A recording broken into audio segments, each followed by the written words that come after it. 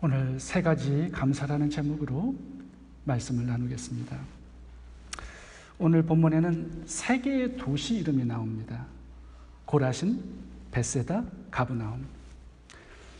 이 세 도시들은 예수님께서 가장 많은 기적을 행하신 도시들입니다. 베드로의 장모를 고쳐주셨고요. 회당장 야이로의 딸을 죽음에서 살려주셨습니다. 그리고 백부장의 하인을 말씀 한마디로 고쳐주셨습니다. 그리고 권세 있는 말씀으로 하나님의 복음을 이 세 도시에 집중적으로 가리키셨어요.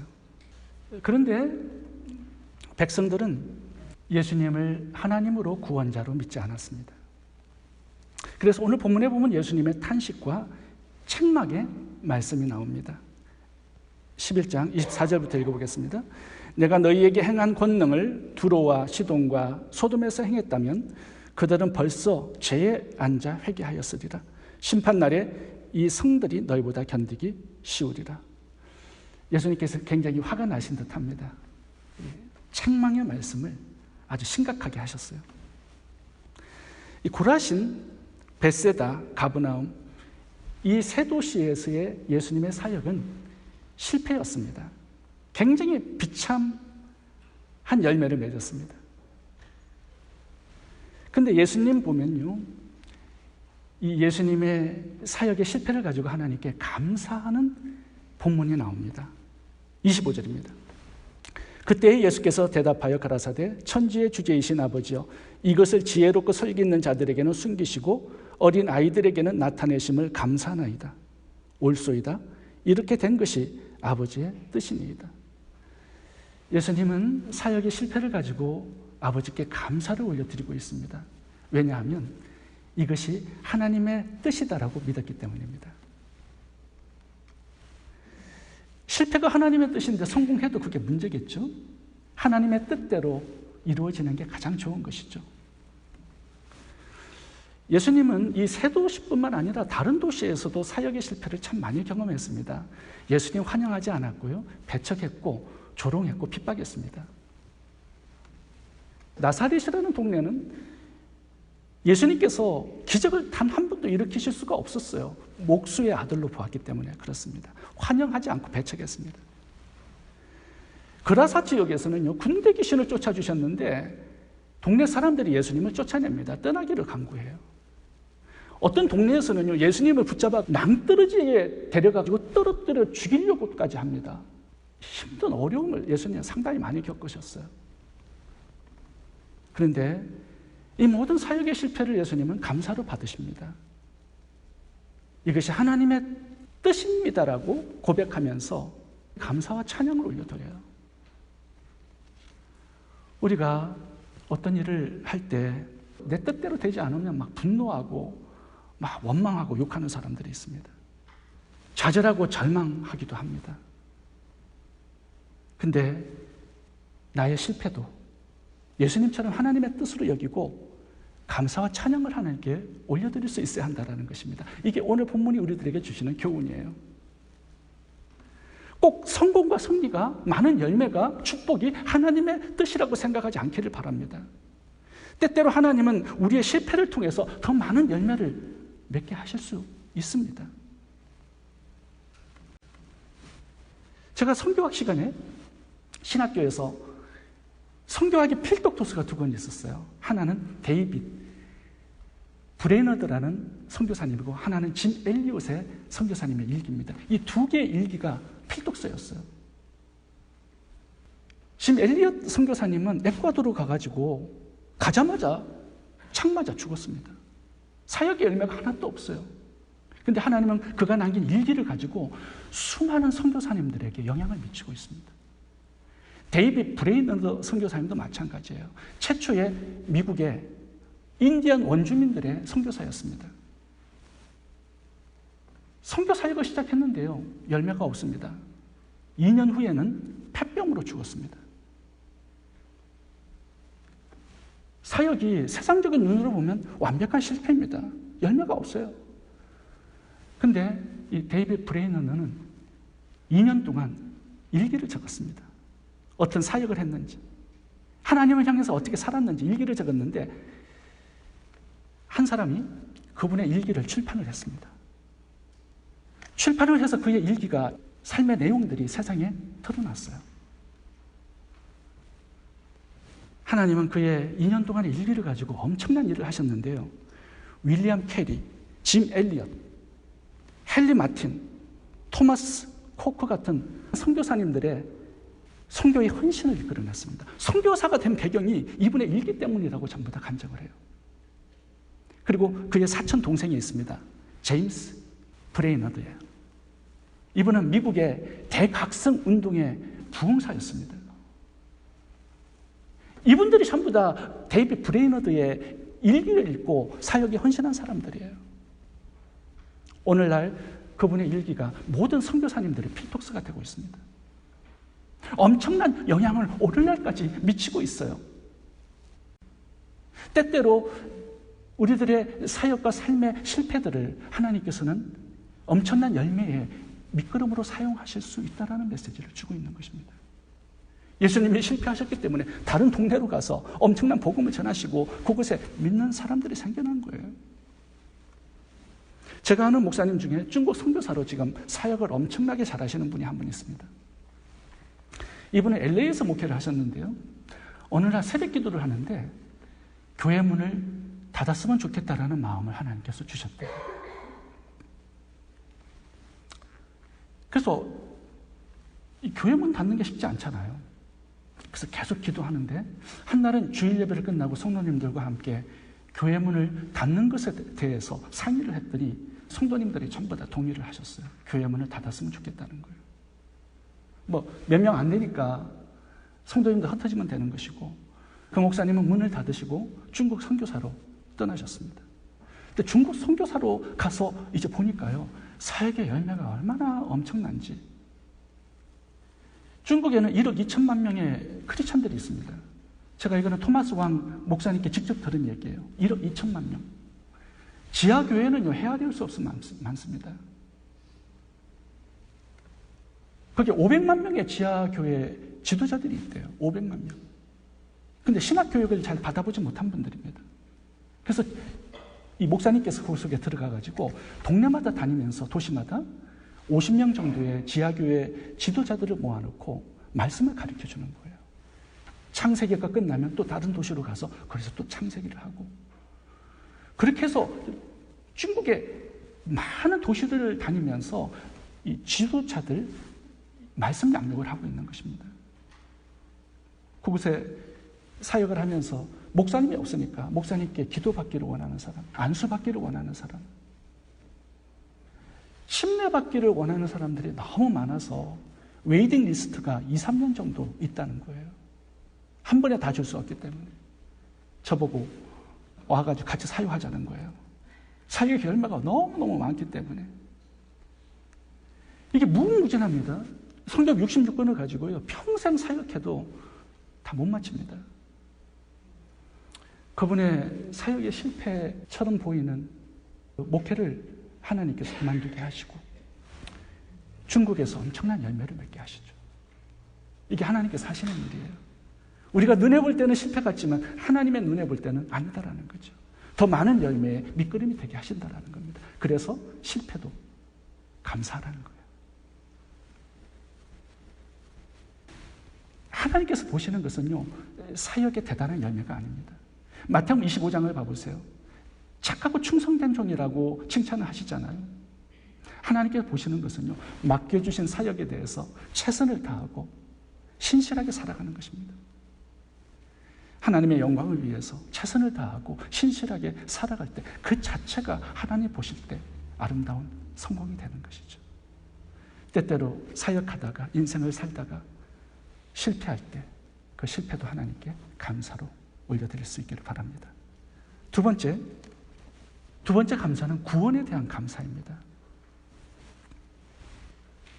오늘 본문에 보시면 예수님께서 여러 도시에서 수많은 기적을 행하셨습니다. 권세 있는 말씀을 전파하셨어요. 근데 사람들 믿지 않았습니다. 오히려 예수님을 배척하고 쫓아냅니다. 예수님께서 엄청난 기적을 행하시면 예수님을 잘 믿을 것 같은데 그렇지 않습니다.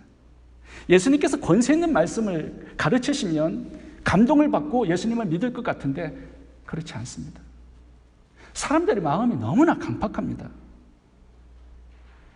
천지를 창조하신 하나님께서 오셔서 말씀을 강론해도 듣지 않아요.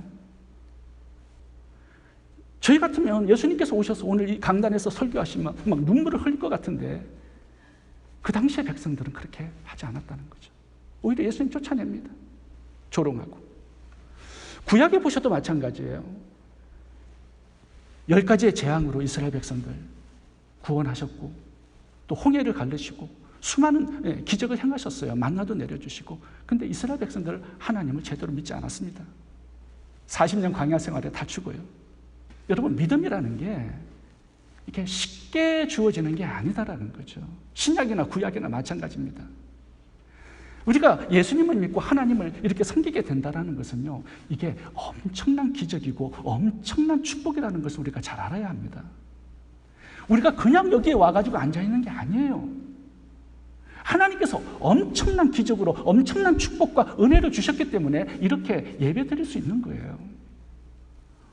우리가 가진 믿음, 우리가 가진 이 구원을 하나님께 감사하고 감격해야 한다는 거죠. 오늘 본문을 봐보세요. 27절을 보시면 내 아버지께서 모든 것을 내게 주셨으니 아버지 외에는 아들을 아는 자가 없고 아들과 또 아들의 소원대로 계시를 받는 자 외에는 아버지를 아는 자가 없느니라. 그러니까 특별한 계시를 주셔야 예수님을 알 수 있다는 거예요. 하나님의 엄청난 이 은혜를 주셔야 우리가 예수님을 믿을 수 있다는 겁니다. 그렇잖아요. 2000년 전에 죽은 그 예수를 우리가 나의 구원자로 나의 하나님으로 믿는다는 거, 이거는요, 하나님께서 은혜를 주시지 않으면 불가능한 것입니다. 예수님의 피가 우리의 죄를 사하고 예수님의 죽음이 우리의 죄의 삭신 사망을 대신 처리해 주시는 죽음이라는 거, 이게 제대로 믿어진다는 것은요, 이거 기적 같은 일입니다. 기적을 보여주도 믿지 않는데 우리는 그냥 믿고 있어요. 이게 엄청난 큰 기적이라는 거죠. 우리는 날마다 기적을 체험하고 있는 사람들이에요. 그렇다면 적어도 감사하고 감격해야 마땅하지 않겠냐는 거죠. 가룟유다처럼 예수님을 배신하는 사람도 있고 팔아먹는 사람도 있는데 우리는 얼마나 신실하게 주님을 섬기고 있습니까? 막 헌금을 갖다 바치면서 막 섬기고 있어요. 이게 기적이에요, 여러분. 라오디게아 교회처럼 믿음이 식어진 사람, 교회도 있는데 우리는 그렇지 않잖아요. 뜨거운 열정 가지고 막 주님을 섬기고 있잖아요. 하나님께서 은혜를 주시지 않으면 이게 불가능한 일입니다. 오늘 가난하고 병들어도 많은 문제 가운데 있어도 어떤 기적과 축복이 없어도 예수님이 나의 하나님, 나의 구원자로 믿고 있다면 어떤 기적보다 큰 기적을 경험하고 있는 것이고 하나님의 가장 큰 은혜를 받고 있는 사람입니다. 내 삶에 축복이 많지 않다고 너무 실망하지 않기를 바랍니다. 내 삶에 기도 응답이 없다고 낙심하지 않기를 바랍니다. 구원받은 것보다 더 큰 기적은 없고 더 큰 축복은 없고 더 큰 은혜는 없습니다. 이 구원의 감사와 감격, 이 기쁨이 오늘 예배 가운데 우리들의 마음에 풍성하게 채워지기를 바랍니다. 이 구원의 감격과 감사가 우리 마음에 풍성할 때 그것이 우리 신앙의 기초가 되는 거예요.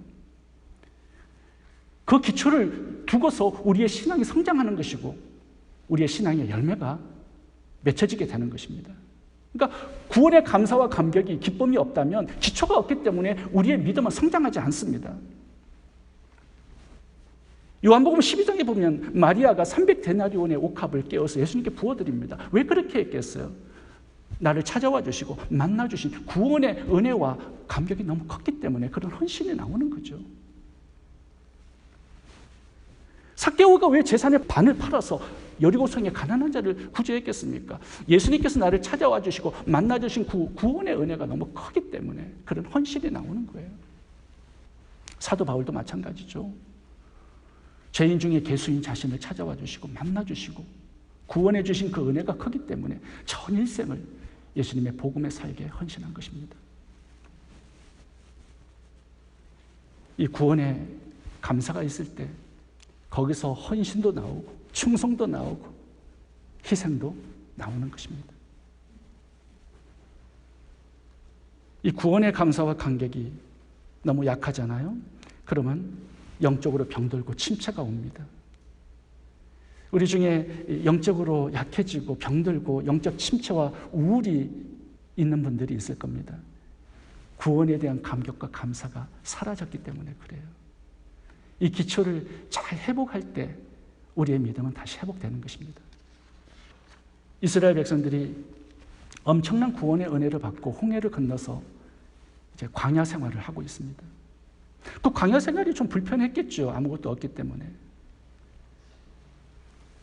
근데 너무 원망불평하고 7가지의 제약을 지으면서 40년 동안 다 광야에서 죽었습니다. 왜 그랬겠어요? 10가지 재앙으로 애굽에서 구원해 주신 그 구원의 은혜에 대한 감사와 감격이 없었기 때문에 그렇게 되는 거예요.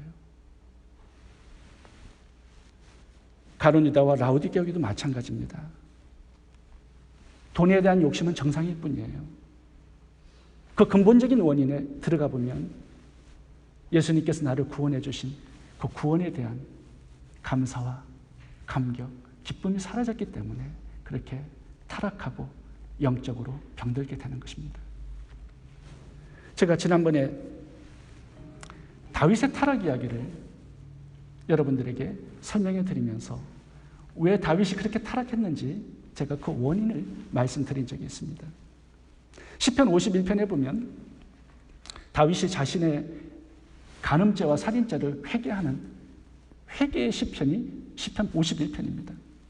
그런데 시편 51편을 보면 다윗이 자신의 간음과 살인죄를 회개하지 않습니다. 그 내용 나오지 않아요. 그러면서 딱 하나 구원의 즐거움을 회복시켜 달라는 기도를 합니다. 다윗은 알았어요. 왜 간음하고 왜 살인죄를 졌는지를 알았습니다. 이 죄들은요 그냥 정상일 뿐이에요. 눈에 보이는 정상. 그 근본 원인이 뭐냐? 다윗은 깨달은 거죠. 구원의 감사와 감격이 사라졌기 때문에, 이 기쁨이 없기 때문에 세상적인 쾌락과 재미와 기쁨을 찾게 되었다라는 거예요. 그래서 시편 51편을 기록하면서 우리들에게 구원의 즐거움을, 이 기쁨을, 감사와 감격을 회복시켜 달라는 기도를 우리들에게 하라고 권면하고 있는 것입니다. 우리가 구원의 감사와 감격이 있을 때 이게 신앙의 기초가 되는 것이고 신앙의 성장과 열매가 있게 되는 것이고 죄악을 이길 수 있는 힘을 얻게 되는 것이고 하나님을 향한 헌신과 희생과 충성이 바로 여기서 나오는 것입니다. 구원에 대한 감사와 감격, 이 기쁨이 늘 우리들의 마음속에 살아있기를 바랍니다. 세 번째 감사는 예수님의 멍에에 대한 감사입니다. 오늘 본문에 예수님께서 참 기적을 많이 행하신 이 도시들이 예수님을 믿지 않고 배척했을 때 예수님께서 그 백성들을 향하여서 이렇게 말씀합니다. 수고하고 무거운 짐진 자들아 다 내게로 오라. 내가 너희를 쉬게 하리라. 예수님께 초대를 하고 있습니다. 우리는 그 초대를 받고 예수님을 믿고 이렇게 예배를 드리고 있는 거죠. 자, 그렇다면 예수님께 왔어요. 예수님을 믿었어요. 그런데 쉼과 안식이 있습니까? 여러분들 얼굴을 보니까 없는 것 같아. 부족한 것 같아. 쉼과 안식이. 어두워. 왜 그럴까요? 오늘 본문에 보면 그 해답이 나와 있잖아요. 나의 멍에를 배우고 내게 배우라는 것입니다. 그러니까 예수님을 믿는 이 믿음 속에 주님께서 주시는 안식과 쉼이 있는 게 아니라 주님께서 메워주시는 멍에를 맬 때 거기에서 쉼과 안식이 주어진다는 거예요. 그러니까 우리들에게 멍에가 있어야 된다는 것입니다. 멍에는 뭘까요? 그럼 여러분들에게 이 멍에가 메워져 있습니까? 여기에서 주님 주시는 안식과 쉼이 있다라는 거예요. 자유함이 있다라는 거예요. 멍에는 제가 시골에서 살아가지고 우리 집에 소가 여러 마리 있었습니다. 밭과 논을 갈 때 한 마리는 힘이 없기 때문에 이제 두 마리를 이제 밭을 갈게 되잖아요. 그러면 두 마리가 멍에가 없으면 각기 제 길을 갑니다. 그럼 밭을 못 갈아요. 그러니까 나무를 만들어서 이 멍에를 씌워서 두 마리가 한 길을 갈 수 있도록 이렇게 멍에를 매는 겁니다. 예수님도 보시면 오늘 내 멍에를 매라고 말씀하세요. 그러니까 예수님께도 멍에가 있었어요. 우리에게도 멍에를 메워주겠다는 거예요. 멍에를 매면 어떻게 됩니까? 예수님과 내가 같은 멍에를 메고 있어요. 그러면 우리가 마음대로 살지 못합니다. 예수님께 딱 붙어서 예수님 곁에 살아가게 돼요. 예수님과 동행하게 되죠. 예수님 가는 길을 우리가 가게 되는 것입니다. 그러면 예수님께서 가는 그 길은 어떤 길입니까? 오늘 본문에 봐보세요. 예수님의 은사를 나눠주고 사람들을 섬기는 거예요. 복음을 외쳐서 예수님을 믿게 해서 구원받게 하는 거예요. 이 복음의 사명, 은사를 나누어줘서 사람을 섬기는 이 사명이 바로 주님께서 우리들에게 메워주시는 멍에입니다. 이 멍에를 맬 때 힘은 들지만 주님께서 주시는 기쁨과 안식과 쉼이 여기에 있다라는 거죠. 그래서 우리가 주님처럼 복음의 사명으로 살아가는 인생이 돼야 한다는 것입니다. 우리가 다 그렇게 살아가고 있잖아요. 이 멍에가 있음을 감사해야 된다라는 거죠. 왜요? 이 멍에가 없으면 우리가 막 살아가게 되는 것입니다. 타락하고 영적으로 병들게 되어 있는 것입니다. 이 멍에가 있으므로 우리가 영적으로 힘을 얻고 주님 주시는 은혜를 받게 되는 거예요. 여러분, 아담과 하와를 봐보세요. 하나님께서 멍에를 주셨습니다. 그게 뭐예요? 생육하고 번성하여 이 땅에 충만하라는 것입니다. 단지 자식을 많이 낳으라는 명령이 아니라 하나님의 말씀을 가르쳐서 그 후손들이 하나님을 알고 사랑하고 믿고 섬기는 이런 영적 자녀들을 이 땅에 가득 채워 넣으라는 것이 아담과 하와에게 주신 사명이었고 멍에였습니다.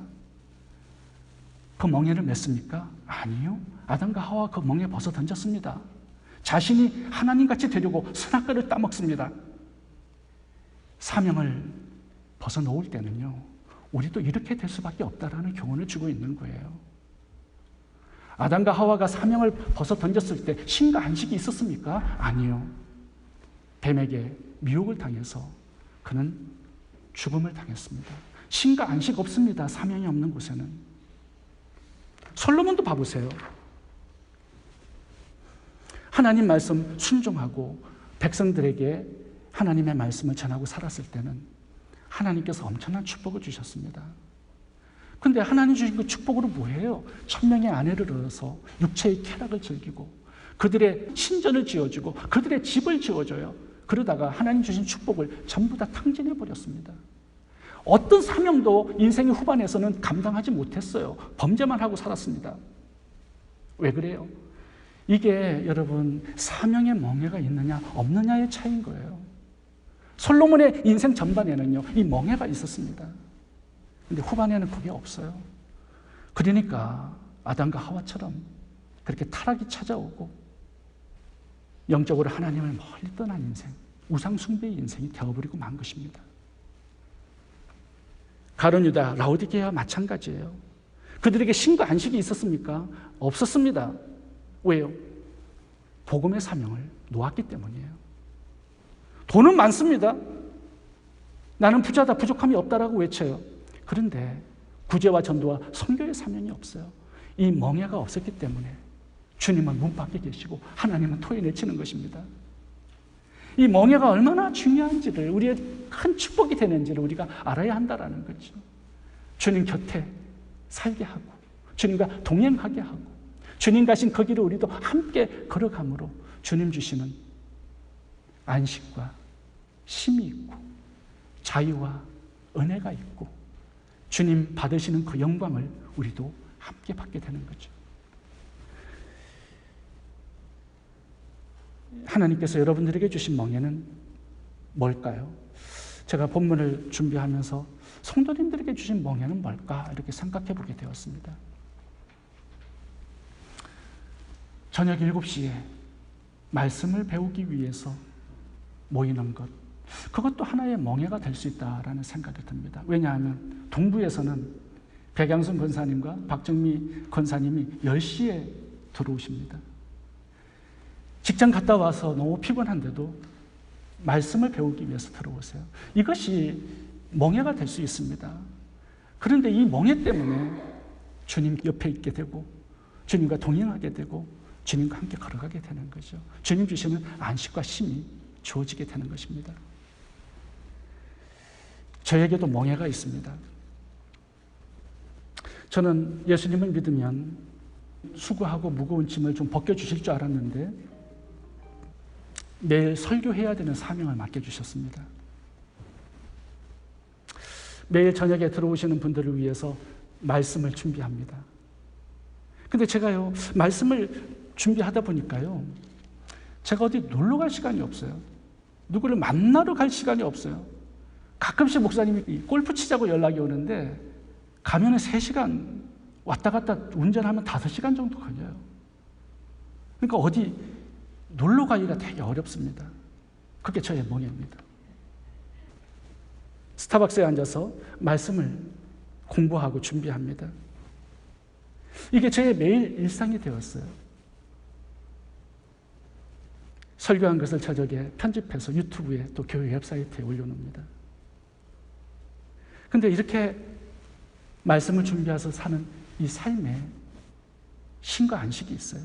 또 저에게 기쁨이 있고 주님 주시는 은혜가 계속 흘러옵니다. 제가 너무 힘들어서 가끔씩 말씀을 쉬잖아요. 몇 주간. 그러면 또 무거운 짐들이 찾아옵니다. 이상하게 저를 힘들게 하는 일들이 많이 생겨요. 그래서 제가 이렇게 생각해 보니까 멍해가 있는 게 좋다라는 생각이 듭니다. 감당해야 될 사명이 있다라는 것이 얼마나 감사하고 축복인가를 생각해 보게 됩니다. 그것 때문에 내가 죄를 덜 짓게 되는 거고 타락하지 않게 되는 것이에요. 그 사명 때문에 내가 영적으로 강건해지게 되는 것이죠. 주님의 쉼과 안식이 있고 기쁨과 자유함이 있는 것입니다. 우리 교회가 매년마다 한 30군데의 선교지에 선교를 하고 있습니다. 저희 교회 재정의 한 50%를 선교비로 사용을 하고 있습니다. 제가 가끔씩 헌금에 대한 강요를 하기도 합니다. 그것이 여러분들의 멍해가 될 것 같습니다. 근데 여러분들이 드리는 그 헌금을 가지고 저희들이 30군데 선교를 하면서 감비아 7명의 목회자들의 사역을 후원하고 탄자니아의 5명의 목회자들의 또 사역을 후원하고 수많은 선교지에 교회를 건축해드리고 학교를 건축해드리는 이 모든 사역들이요, 우리의 멍해 같지만 이것 때문에 하나님께서 우리 교회에 은혜를 주시는 거예요. 쉼과 평강과 안식을 주시는 것입니다. 그래서 멍해를 여러분 감사할 수 있기를 바랍니다. 오늘 마지막으로 오늘 본문에 보면 예수님께서 메어주시는 멍해는 가볍다라고 말씀하세요. 하나님 말씀에 순종하고 하나님 맡기신 사명에 헌신하고 충성하는 것, 이게 너무 가벼운 멍해라는 것입니다. 왜 그럴까요? 주님이 옆에서 같이 져주고 계시기 때문에 그런 거죠. 멍해를 같이 지고 가니까 우리가 힘들 때면 주님이 다 지어주십니다. 그러니까 가벼운 멍해가 된다라는 거예요. 그리고 우리가 주님을 사랑해서 기쁨으로 이 사명을 감당하기 때문에 그래서 가벼운 멍해가 될 수 있다는 거죠. 제가 아는 목사님 중에 키가 164cm로 굉장히 작은 목사님이 있습니다. 키가. 늘 그분이 키가 작은 거에 대해서 하나님께 원망 불평을 많이 했는데 그분이 군대를 가게 되었어요. 군대를 가서 키 작은 것에 대해서 엄청난 감사가 많이 생겼다라는 거예요. 그래서 제가 왜 그러냐고 물어봤어요. 그랬더니 군대에서 주로 훈련하는 게 굉장히 큰 나무통을 가지고 앉았다 섰다 하는 거래요. 근데 그분이 가운데 서가지고 키가 작으니까 키 큰 동료들이 들었다 놨다 하니까 자기는 그냥 흉내만 내고 있으면 그냥 1시간이 지나간다는 거예요. 근데 그걸 100개씩 하는데요, 나중에 하다 보면 동료들은 다 쓰러지는데 자기는 멀쩡한 거예요. 그래서 자기가 군대에서 키 작은 것을 너무너무 하나님께 감사했다라고 간증을 하시는데 제가 재미있게 들었습니다. 주님께서 메워주시는 멍에 가볍다고 말씀하시는 게 바로 이 부분이에요. 주님이 우리가 힘들 때마다 대신 져주시기 때문에 그렇습니다. 그리고 하나님께서 주시는 기쁨과 은혜가 너무 크기 때문에 그 만족함 때문에 이 짐이, 이 멍에가 가벼워지는 거예요. 하나님 주시는 안식과 쉼, 자유와 평강이 넘치기 때문에 이 사명의 길이, 기쁨의 길이 되는 것입니다. 여러분, 실패를 하나님의 뜻으로 믿고 감사할 수 있기를 바랍니다. 구원을 최대의 기적과 축복으로 믿고 감사할 수 있기를 바랍니다. 멍에를 감사할 수 있기 바랍니다. 기도하겠습니다.